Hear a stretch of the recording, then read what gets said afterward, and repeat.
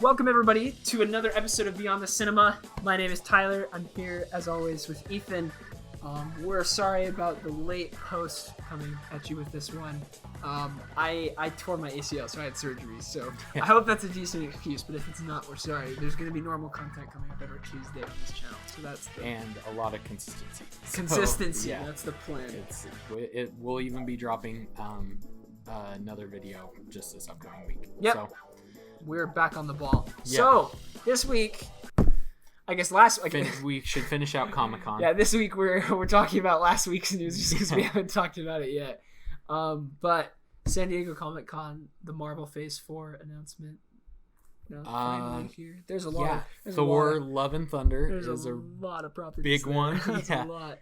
I think that was probably pretty popular just because they announced Taika Waititi is coming back, and they also hinted pretty heavily at Jane Thor. Portman Thor. Yeah. So that's I'm really down for that. I dig it a lot actually. And it's kind of weird, but I kind of like the title Love and Thunder. Like it sounds almost like a rom-com sort of deal. And it's just got it's I think it's gonna have that same style as like Thor Ragnarok. You got like the He-Man style logo. Yeah, it's super retro, kind of vintage. I like it. It'll be good. All right, so that's a good one. Okay, let's see what else is there. Just looking at it, there was footage shown for Black Widow, and we've got our confirmation that Taskmaster is going to be the villain.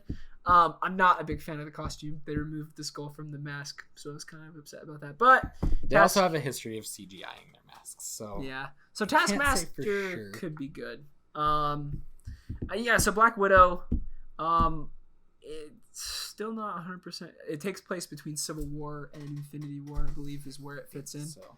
So it's a good choice.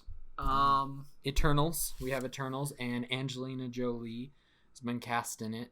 Who else? Yeah, well, she was definitely the biggest name. It's a lot of. But there is a deaf actress that was cast in it, which is pretty close to me because I'm fluent in ASL. I grew up in a deaf household. So that's pretty cool. Yeah, really cool. So the Eternals is gonna be a big deal, I think. Yeah. Because I think this is the point where we're gonna be doing similar like. I don't know where the Eternals is going to go, but I kind of view it as like your Guardians of the Galaxy kind of thing. Mm-hmm. Where before Guardians of the Galaxy, I remember they weren't big at all. Even people watching the trailers, it was like, why? Who are these people? Why did they decide to make this? And it was fantastic. And so I have a lot of like really high hopes for the Eternals. Who's the director? Do you know? It's Fetch. 1 second, I can't remember. He's done stuff I've seen, but I can't. I don't think it's a he. Actually. Oh, Chloe Zhao. That's right. Yeah, Chloe Zhao. That's right. Chloe Zhao. But yeah, she's not really. She doesn't have a big long repertoire. I heard she's a really good director though. Yeah, Chinese American. What I've seen director. online. So sweet. And then we got announcements that we already knew. Yeah. Well, so I think we'll probably just slowly gloss over the Disney Plus properties. Yeah, so that was like What If, WandaVision, Loki, Falcon and the Winter Soldier, Hawkeye. Yeah, I'm really excited for What If, like probably more than anything, because there's this thing going around online right now where if you look at the logo, if you zoom in at like the top, because what the logo like in the red shadow, they have like different Marvel characters and things like that, and you can see like Captain America's zombie in the logo, which means like. It's not confirmed, but man, if they give us Marvel Zombies, I'm gonna be so excited. It's gonna be cool because Marvel Zombies is like so weird, but it's one of my favorite like comic book lines in Marvel. I'm so glad that when they revisited Marvel Zombies, I was so excited. So and then ShangChi. Oh yeah, ShangChi. ShangChi. The Legend of the Ten Rings. We're getting the Mandarin for real this time. Woo. Not that terrible, awful. Some people call me a tourist. I call myself a teacher. I really liked Ben Kingsley as the Mandarin and when he was the Mandarin, but and when not he the was actor that peed himself. Yeah, that ruined it. Oh man, that ruined that movie for me. So and then it's kind of cool because the actor who's playing ShangChi, Chi. Okay, yeah. Sorry. Okay. Nobody else knows it, so it's fine. But he actually tweeted about like, hey, if you guys are trying to cast him, like 4 years ago at Marvel, and then they got him. Yeah, I think I know. that's pretty cool full circle stuff, because he was just like, and then he quote tweeted his old tweet and was like, "Thanks for getting back to me." And honestly, I'm just like, legend. Yeah, he's good. And that brings us to the big news. They not only announced Blade, which is gonna be the finale to Phase 4. Probably. Probably. It's potential. They've said there's no release date or anything yet, and they've even like said potentially Phase 5. But they also announced who's playing him, and that's Mahershala Ali. So, and that's really cool. Fantastic, Yeah, great casting. That was a big shock for me, because of any property I didn't think they were going to revisit. I didn't think it was going to be Blade. Yeah. And so, I mean, we already know Deadpool is going to be there. We already know that, Fantastic Four is going to show up. X-Men, all of them are eventually going to filter their way in. So, yeah. We just got back Spider-Man. So, Blade was a pretty unexpected one. I don't think really anyone kind of predicted I wasn't this one expecting coming. that to be like the first property of like getting rights back. Yeah. We're gonna go with Blade. Yeah. Which is cool. I like it. He's also confirmed to be the first Muslim superhero, which is unique. Yeah. That's really cool. I really like with just everything that's going on there as well. Is that they're not afraid to like revisit these properties that because that's one that's been made before. Wesley Snipes. Like some people are going. Wesley Snipes. I think most people who are MCU fans probably won't remember the that Wesley iteration. Snipes Blade. Yeah, they won't. And he was like really iconic in his own sense. Yeah. In Blade, and so I think that it was a bold move to recast, especially because he said that he's willing to come back. But I feel like if anyone was going to do it, evil, I feel like if anyone could do it, they picked a great person to do it. Yeah, so he's good. I'm really excited for Blade. All of Phase 4 looks pretty solid. I'm so excited for Doctor Strange and the Multiverse of Madness. Yes. Oh my life! Like looking at everything in Phase 4, because I loved Doctor Strange, and I think that's probably just because I have a huge man crush on Benedict Cumberbatch. And so, like, when it was announced that he was going to be Doctor Strange, I was just he was going to become my favorite. Yeah. But I loved Doctor Strange, loved him even more in Infinity War. He was great. And then, like, one of my favorite, or I guess maybe not favorite, but I think one of the best characters in the MCU is Scarlet Witch. Mm-hmm. With, like, I feel like she just has, like, the and biggest she's character to arc. Be in it. It's going to be Doctor Strange and Scarlet Witch. Yeah. And it's like... That's going to be cool. And they're keeping their same director, but he said he's going to be returning more to his horror past, because he's a horror movie director before doing Doctor Strange. And Doctor Strange was great. It was a very rote Marvel origin story, but he says he's returning more to his horror roots in this one. More unique. So it's going to be a bit scary. A little more because suspenseful. the villain is Nightmare, who like feeds off of like fear, astral fear, and all that. He's kind of like magical Marvel Scarecrow, isn't he? Yeah, I think they're gonna be doing a she in the. Oh, yeah. Cool. But yeah, there's no casting announcement for Nightmare yet, but so that's who the villain's gonna be. So I'm way excited for this, like, because everything on Phase 4 is exciting. Because coming off of Endgame, it's new stuff, kind of. Yeah, we don't really get an ensemble movie that includes characters that we already knew. But one thing I do like is that even the movies that are kind of solo style are kind of still working at the group shared universe thing. Like, Thor Love and Thunder is going to have, Natalie Portman. It's going to have Tessa Thompson as Valkyrie. I can imagine we'll get some kind of Asgardians of the Galaxy. And I'm sure Love and Yeah. Thunder, it's going to have to answer what happened with the Guardians after Endgame with them. And so they're going to be in it. Guardians of the Galaxy Volume 3, it may show up on Phase 4. They're still figuring it out. And that's the thing is, this is the announcement we've gotten, but it's not like set in stone, because there's a picture IGN put up of like the original Phase 3 announcement compared to what we actually got, and it was different, completely different. Like Captain Marvel was supposed to come out before Infinity War. Yeah. Like it was a completely different slate. Or no, maybe it wasn't before Infinity War, but I think it was supposed to be the next one. Ant-Man and the Wasp wasn't even announced. And so they they changed it. Yeah, and so as they make movies, things change and develop. So I think what's cool is I think that finally we're past that.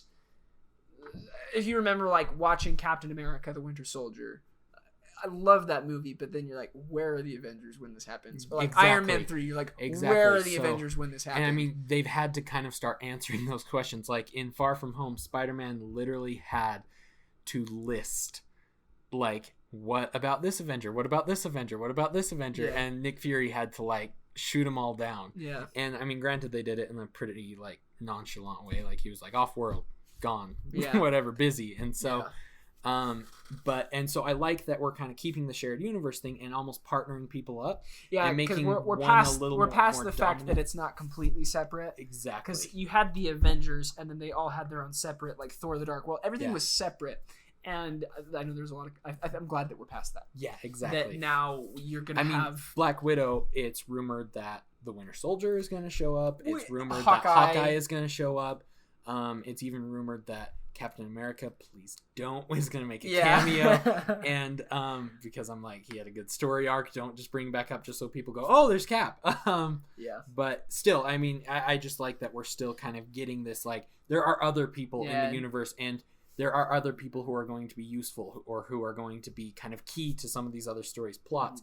Because, I mean, I think CinemaSins brought up a big thing in a lot of the Marvel movies that, like, other heroes could have solved the other heroes' problems a lot easier. Yeah. So you kind of have to introduce that kind of element to things. Yeah. So Phase 4, really excited. It's a big long slate. We got 5 TV shows announced. All going to be good. They're all going to be exciting. It's cool that it's original cast, and it'll be similar to like your Stranger Things kind of thing, where it's only be like 8 episodes. It's not like long running, Season low by season. budget per episode, but it's a big budget, so it's going to be really high quality stuff. Other thing this week, just today, we got a It Chapter 2 behind the BTS scenes. featurette. Not loads to talk about there because we talked a lot about Just It more Chapter looks 2. at Pennywise. Looks really. good. First time we saw Bill Skarsgård in any promotional material for this. For the His second first time one, openly yeah. speaking about it. And yeah, it looks great. Awesome. It too is going to be good. We already know. Yeah, so it's announced its runtime is then- 2 hours and 45 minutes. Cool. And it's going to be getting It's a a long longer movie. director's cut. Oh, So I love that. There's a lot to be had in that movie. It's And then let's see, keeping it in kind of the, I guess, sort of horror genre, we got Zombieland 2. double tap And trailer. Zombieland Yeah. double tap, and that looks awesome. I mean, Yeah. I have you haven't seen the first I one haven't yet, seen have the you? first one yet. And no. the first one is phenomenal. I love that movie with all of my heart. There's a very short list of like zombie movies that I enjoy, and it's always either the ones that explore kind of different themes of zombies, like I Am Legend, where you kind of get into the psychology of it, and then there's ones that just like completely just trash the genre, and that is Zombieland. Like your Shaun of the Dead. Yeah, or- and my one of my favorites that I recently saw, this one's, it's a little bit divisive of an opinion, but The Dead Don't Die. Oh man, that movie made me laugh so hard. It's just a movie about a town full of people undergoing a zombie attack that literally just could not care less about the zombie attack. Like, they all are just so unimpressed with it. And so, I mean, like, there's one character that maybe is like scared, and that's the only character, and Adam Driver's character the entire rest of the time is just like Nonplussed. yeah, exactly. Like the first zombie that comes back to life that they see, Adam Driver's been predicting the whole time that there's zombies going around, and she's all freaking out and stuff, and she goes, she was dead, and he goes, well, not really, she's undead. And then he beats her over the head with a baseball bat, and it's just like Man, I love Adam Driver so much. and so honestly, back to Zombieland 2. Yeah, Looks really and good. And so Zombieland is kind of in that same genre where it's like it is a little more serious than something like that, but it's still kind of just a comedic take on it. Yeah. And so I love how they, love like, the first The Zombieland. first, like the start of the trailer is them like just moving into the White House. They're like, we live here now. Yeah, exactly. They just kind of take what they want at this point, because I mean, who wouldn't in that sort of Yeah, scenario? no. You've got no rules to live by. It's the fun, like, if you remember that show they did on Fox, like The Last Man on Earth Yes, kind of thing. it's very that similar. same attitude, but in the zombie apocalypse. And so it's Exactly. Zombieland, but you have that same attitude of like, Like, let's I just can do whatever I want. Yeah, Yeah, I'm gonna exactly. do whatever I want to. It's And- fine. And I mean, even the jokes, like, I don't think there was a joke that didn't make me at least kind of laugh in the trailer. Like I really liked the when they meet the like doubles They're of each other. doppelgangers, Yeah, they're yeah. doppelgangers, and all of a sudden the other Jesse Eisenberg, played by that Verizon Wireless guy, pops out, and like that honestly kind of made me go like, and so yeah, I that's another movie that I can just watch the trailer and I can guarantee it's at least going to be enjoyable. Oh yeah, yep, it looks good. So happy about Zombieland 2. I don't think there's any other. A trailer for Sam Mendes's 1917 dropped this morning. We will be getting the Christopher Nolan. Yeah, trailer. It was just announced that Christopher Nolan's trailer for Tenet is going to be rolling before Hobbs and Shaw, which is tonight. So there's no, because they did the same thing with Dunkirk. When Dunkirk came out, you couldn't, like, the trailer didn't get released online. That first teaser trailer didn't get released online, but it showed with Suicide Squad. A whole movie to show with. And so if you saw Suicide Squad, you saw the Dunkirk trailer. But then, like, so I went home from the early screening of Suicide Squad and then went on YouTube to rewatch the Dunkirk teaser. It wasn't there.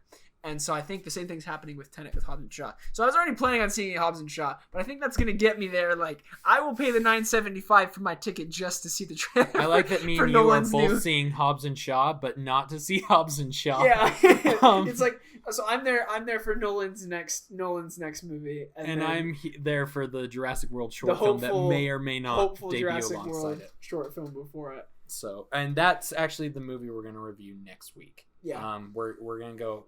I'm seeing it tonight. I'm not sure when you'll see it. We may see it together again. Yeah. If there's the short film attached, I'll go see it again. Yeah. So this episode is going to be up this weekend, and then we'll go back to our normal Tuesday release schedule. Yep. So we'll be talking about Hobbs and Shaw on Tuesday. Next week. Yep. Next Tuesday. And then let's see. In other news, the Universal Studios, the theme park, actually announced they're building a completely new park. Epic universe. And the concept art is really awesome. I can't tell at all what's going to go there. I guarantee we're gonna finally get that Nintendo World thing. Because that's been announced there's already. There's also rumored to be a Burke World for How to Train Your Dragon, which is really cool because How to Train Your Dragon is my favorite animated movie series of all time. I love that series. And so I think that's going to be really cool. There's also supposed to be a lot more Jurassic there. Like, they just licensed the name Velocicoaster, which I hate and love at the same time. Nice one. But and we're probably there should be more Jurassic there. There will probably be another Harry Potter expansion because that is what gets them all the buckers in their wallet. Buckaroos, and it's rumored to be. Then I'm sure there's also gonna be. Their Back to the Future is gonna make a comeback. That would be so good. I would be so happy. Back to the Future is gonna make a comeback because the Simpsons ride sucks. So Back to the Future's coming back. Apparently, there's gonna be Fast and Furious, and apparently, there's also going to be. More Minions. More Minions. Because, believe it or not, Despicable Me is their third highest grossing franchise. That movie series makes them so much money. Okay, even Despicable Me 3, which we hated, made so much money. It crossed the $1 billion line. I know. I was looking at the box office, like biggest box office movies, because I was trying to prove to somebody that Disney owns the entertainment industry by showing them like box office the past few years. I didn't realize that Despicable Me was like the fourth highest grossing movie of 2017. Yep. Where it was like in 2017 you had you had Guardians Volume 2, you had Spider-Man Homecoming, you had your Star Wars The Last Jedi, and then it's like Despicable Me 3. I was like, are you kidding me? Exactly. And so we can expect more from that. So yeah, that's soon to come. They haven't announced the date, but it's coming soon. So that's our news for the week. So because there's nothing to talk about, we promised we were going to talk about our favorite movies. So you get to know us Inception and why we like and Jurassic Park. So we'll be favorite movies. Figured since the channel's new, you're getting to know us and our views on film because we're quite biased. The more you listen, you'll come to know that there are certain franchises that certain directors and actors that we're very defensive and protective of. So even if they make crap, we're like, no. At least there's always movies that will find the diamond in the rough parts of. Yeah. Like even even the really crappy ones, Yeah. you know, even if we can admit that they're bad, we'll always find the parts to defend and stuff like that. So what we're going to do is we're going to take a little bit of time just to talk about our favorite movies, and like so you can get a bit of an understanding of what our taste in film is. And so I'm going to we'll start with yours. So my favorite movie of all time is Christopher Nolan's Inception. Putting together a list of favorite movies is really hard. So like we tried talking about like our top 5 was it? And we just had to scrap it. And couldn't. But like so for me I have this big fluctuation of like favorite movies, but the one that always holds the number 1 spot and I don't think will ever be like kicked off is Inception. And it's so one of the things everybody needs to know is I am like Christopher Nolan's biggest fanboy. Like I pretty much think that man like probably poops gold. Like there's nothing that comes from Christopher Nolan that I think is bad. Like it's all incredible.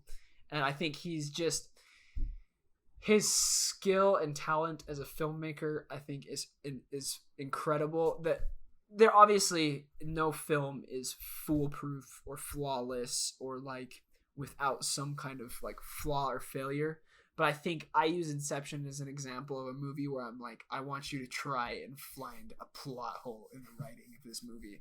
You can't. It's not possible. Just wait for the comments. Yeah, I know. But it's because he's so expert in his craft. He does not let anything leave anything unfinished. Because very often you'll watch in movies where like in Transformers 4 you have like the green screens that they never changed and things like that. I forgot about that. Or like the rushed CGI in Black Panther that sometimes they do unfinished things. Christopher Nolan in Inception, I think it's airtight. Yeah, it is foolproof.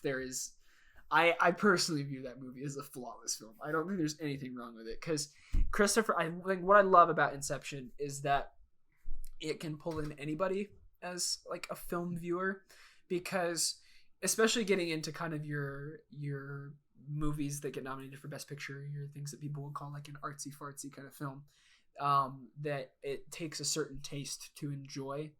And so I enjoy a lot of things like that. And I love the depth of Inception and like how much it gets you thinking and how the story and the characters like move me kind of thing. Just understanding Inception. But what's so great about that movie is the concept is so intriguing and there's so much action crammed into that movie.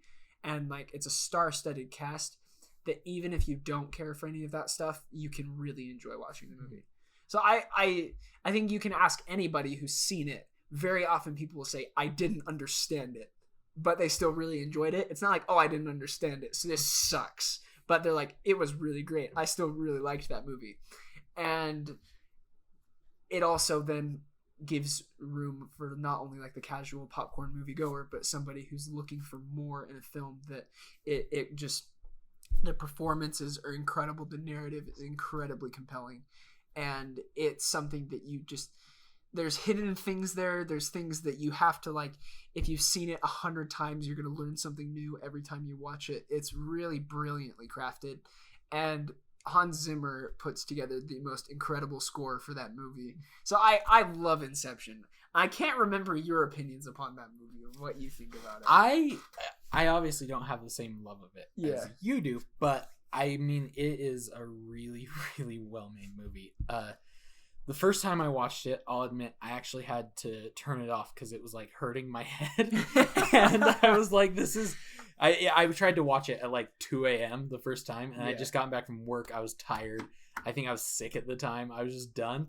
And because I didn't get the chance to see it in theaters. And so I threw it on TV because I was scrolling through, and I was like, oh, this got really good reviews. Yeah, Inception. And I threw it on, and I was like, this is too much. And so I had to turn it off. And so then like maybe a week later, I tried again because, you know, I kept hearing really good things about it. I kept, you know, and so when I was feeling a little more in the right mind space to kind of get my mind blown sort of deal, I went back to it. Yeah. And it was, I mean, it's one of those movies that kind of shifts a paradigm, sort of like. Yeah. It's one of those movies that kind of changes perspective. One thing that I really like about, I honestly did not care for Interstellar. But one thing that I really like in kind of the core values of that, because that's Christopher Nolan too, isn't it? One thing I really like in those kind of core values between Inception, Interstellar, things like that, is that he takes actual scientific theories and hypotheses and stuff like that and takes like actual grounded science. And even though he doesn't always follow the rules that he should in that science, because I've heard that some physicists have problems with Interstellar and stuff, that's fair. He still takes these like real ideas that are just mind blowing, and puts them in a real way on screen. And I think that's a really, really cool concept. He basically explores theoretical physics, and does it in like an action movie blockbuster sort of way. Exactly. And that's a pretty cool balance to strike, in my opinion. And everything, I guess not everything, but Christopher Nolan is a game-changing director. That he changed not everything. I keep using that word. Movies that he puts out change cinema when they come out.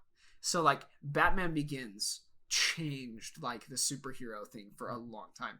That like it completely changed everyone's view of Batman. Like we just came off of the Joel Schumacher movies, and so like Christopher Nolan game changed the superhero genre. Like we had never seen anything like it before, and Christopher Nolan like game changed the action blockbuster with Inception, and so Interstellar, like of all of his movies, it's definitely not the best.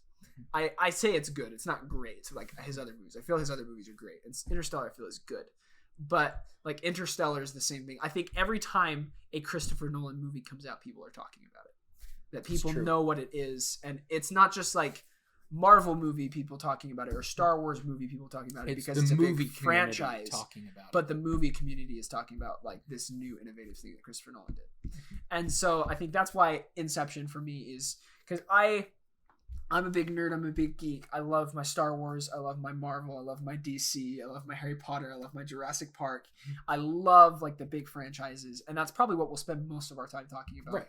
But I do enjoy, maybe not the self-contained story. And I enjoy, I guess, more independent film.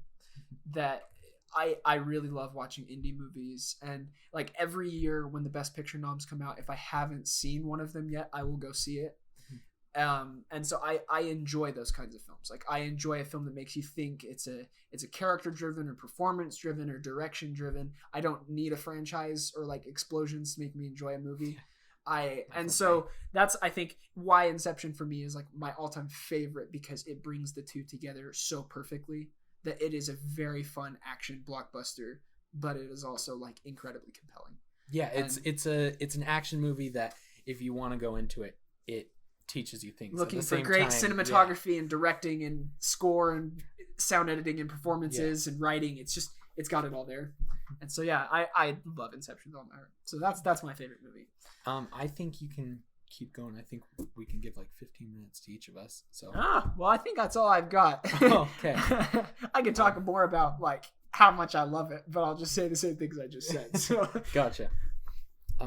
Okay. Well then, I guess that leaves me to do Jurassic. Yeah. Jurassic Park, man.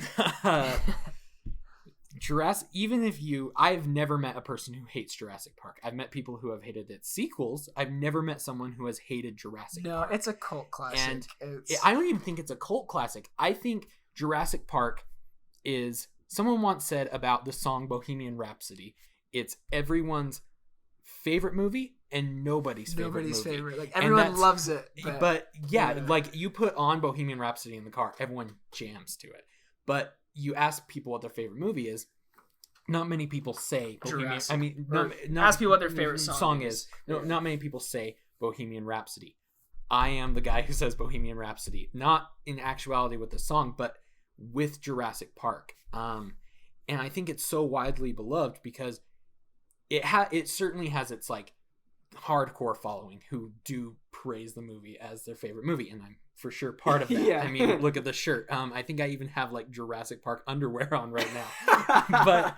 but Jurassic Park, even if you're like that one person that I have not met and honest to God hope I never meet, who says that Jurassic Park is a bad movie and who hates Jurassic Park,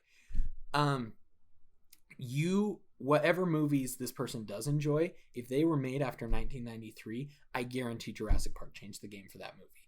Jurassic Park revolutionized cinema as a whole. It changed what a blockbuster is. Not CGI was the main way it did it, but I think it just also changed everything about what people expect from an action movie and from an adventure movie. And to this day, I have rewatched the old Indiana Jones, not the old Indiana Jones, Raiders of the Lost Ark, Temple of Doom. I watched the old Star Wars, and I just don't think any of them hold up quite as good as Jurassic Park does. Jurassic Park, to this day, the most out-of-date part of Jurassic Park is the technology and the people's outfits. Like, that's the most 90s, 80s thing. That's a very good point. Those visuals, like all the special effects, I even would probably say that sometimes I'm more impressed with the visuals from Jurassic Park than I am from the new ones. I would agree with that to an extent, because at some point it becomes more about the physics of things. Yeah. Because Jurassic World has like literally objectively better CGI. Yeah. It's better technology. It's just how progress works. If you take a screen cap of one of the raptors in Jurassic Park and then compare them to Blue from Fallen Kingdom, Blue is going to look infinitely better. I'm sorry. It's just true. Maybe like higher resolution, but this is me remembering Jurassic Park wrong, but watching it, I feel like the visuals for me, if anything, feel real. And that's feel the like thing, CGI. It's not, I don't think it's about, I do think that I think Jurassic World struggled with this at bits, especially with the raptors, the Indominus and the T-Rex felt a lot more organic to me. But Jurassic Park, the physics and the weight of the animals, when the T-Rex steps, it kind of has this like you can feel its weight shifting in each step. It has this, I like, that's why I say if you take a screen cap of each of the animals, then you can see that one is infinitely better. But watching the movie, one may feel a lot more real. But I'm going to circle back to the dinosaurs, because the dinosaurs are what I'm going to rant about most in the movie, because that's what I love in Jurassic Park. But even then, what makes Jurassic Park so great is that it is probably the most well-balanced movie I've ever seen. It has humor. It does have some like hints of romance with Alan and Ellie. It has suspense, horror. It has action. It has like real world science, real world building, things like that. And it just takes everything and balances all these themes really, really well. The comedy never undercuts the suspense or the tension or anything like that. It's always organic. And that's probably why I love Jurassic Park so much. Jurassic Park did give me my start into paleontology, into all that stuff, because it was like looking at the real thing. Even the human characters feel so organic and real. Like they feel like just regular people. You know what I mean? And most people can list them by name. You ask people who haven't seen the movie in 5 to 10 years, and they still remember Dr. Malcolm or Ian Malcolm, Dr. Alan Grant, Ellie Sattler, John Hammond. Like they remember those names because they feel like organic people. You know what I mean? And so the story arcs are really subtle, but they're really there. Like the one where Alan and Ellie's is kind of Alan finally being okay with kids and that sort of thing, and finally getting to the point where he feels like he maybe can be a dad, and you kind of get that knowing smile. And then Jurassic Park 3 was like, screw that. But hate that part of the movie. But and so Jurassic Park has an incredibly well balanced blend of just everything you expect in cinema. But the dinosaurs are to this day incredible. I think Jurassic Park, when it comes to real world creatures and stuff, and I'm not talking about kaiju, aliens, things like that. When it comes to realistic animal building and stuff like that, I think it has the best designs to this day. Even the ones that are inaccurate, like the Dilophosaurus, just are incredibly well designed. The T-Rex just feels like such a real animal. It walks. I love just the way it behaves the entire movie. It's not scary because it's evil. It's scary because it's an animal doing what it does and doing what it does incredibly well at such a massive scale. Yeah, I always go back to Jurassic Park. Whenever I see any other movie that has dinosaurs in it, I always look at it and go, well, that doesn't look as good as the ones that did Jurassic Park. Like, and not just like, oh, like the CGI or the special effect wasn't as good. But I just look at that and I just like, that doesn't look like that was ever a real thing. Yeah. But these do. Yeah. I mean, even one thing that I love, and I feel like it's an underappreciated part of Jurassic Park, is the sound design. Every dinosaur sounds how it looks somehow. The T-Rex has this like deep trumpety roar, this kind of loud bellow. The raptors have this like high-pitched scream and hiss and stuff like that. The Brachiosaurus has these like really low whale noise kind of sounding bellows, just stuff like that. The Dilophosaurus has the whole, sort of thing. And every dinosaur just somehow sounds exactly how it looks, which is crazy to me. Like, I still can't wrap my head around it. And that's probably, I love Jurassic World. I love Fallen Kingdom. I'll defend those movies till the day I die. But that's probably the one thing I actually miss about the Jurassic series, is every dinosaur sounded how it looked.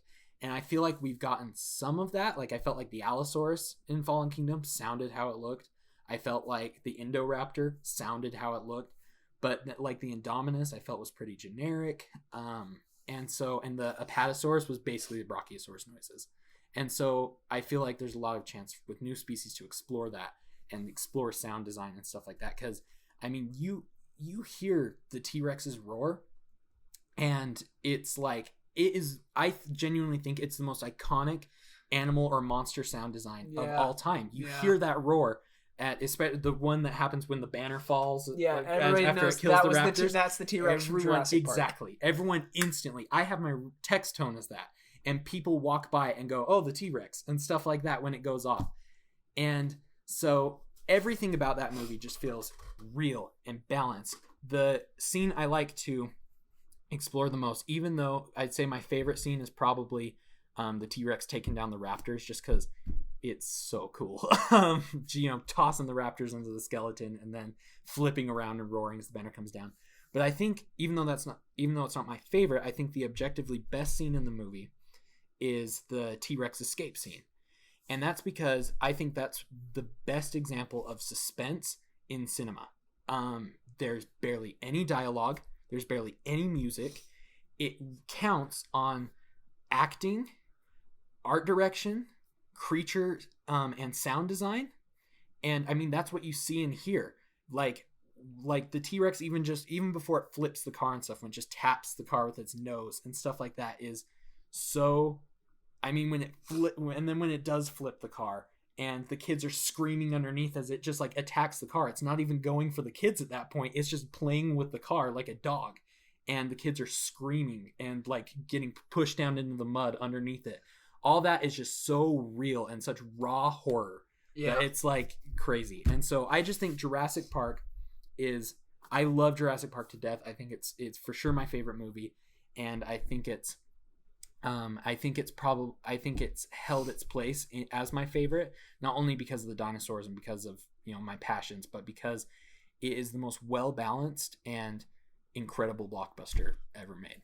There you go. So so that rounds up our talking movies. about our favorite movies. That's us. So you're gonna be hearing a lot of opinions that revolve around those two movies a lot. So, and their directors and everything. Steven Spielberg is amazing. Christopher Nolan's amazing. But everything that we just talked about is that like we're both really into movies. We like movies a lot, but we're not critics. We're not, but we also, I feel like even though we're not hired critics or anything like that, we also, I feel like, have a solid grasp of the art style of making movies, because not a lot of people, I think, view making movies as a true art form, and I think it absolutely is. So similar with art, everyone has different tastes in it, and so we did this for the purpose of, like, if you continue to watch this show, like Ethan will talk a lot about the Jurassic franchise. Yep. I will talk a lot about Star Wars and like Christopher Nolan. And so it gives you a grasp of understanding where we are as, I guess, people who interpret movies. Yeah. And I just think that we make this because we want to share our opinions. We're never going to say, like, you will find out me and Tyler both absolutely despise Suicide Squad, but we're never gonna we don't think it's a good movie, but we're not gonna disrespect other people for thinking it is. And so we're gonna try and be respectful and understanding of other people's opinions while also speaking our own. Sometimes being very passionate. Yeah, being very passionate about it. You may even see like a couple debates. Squad. And so we despise that movie. I personally absolutely hate all of the Transformers movies except Bumblebee. I don't care that the first one is slightly better. It's still bad. And so I hate those movies. But if you enjoy them, more power to you. And so it's just, I know some people hate Fallen Kingdom and hate Jurassic Park 3. That's fine. I've even heard people really dislike Interstellar and Inception and stuff like that. And it's just, it's a taste thing. Yep. And so we just wanted to kind of give you kind of a little hint at what our tastes are and where our passions are in this sort of. So we really hope you guys got to enjoy a taste of like our opinion on what makes film and cinema great. And we'll be coming back in just a few days talking about Hobbs and Shaw, so we can look forward to that. We're probably and hopefully the Jurassic short film, the Jurassic World short and the film. Tenant We'll trailer. talk about that too. We will talk about at least the Tenant trailer. Yeah. And hopefully Battle at Big Rock as well. So exciting week. And exciting talk to you in 3 days. Yeah. But we'll look forward to talking to you guys soon. Thank you so much for watching. See you next time. Yeah, make sure to leave a like and a subscribe and click the little notification bell as well. That would be really appreciated. So that way we can keep making these to the best of our ability. That way you can keep us accountable for the Tuesday release schedule. That if your phone doesn't ping on Tuesday saying we put up an episode, you can send us an angry comment. Yeah, and we'll just have to sit down and take it because you hit that notification and we dropped the ball. So thank you so much for watching. Have a good week. We'll talk to you soon. Thank you. See you next time.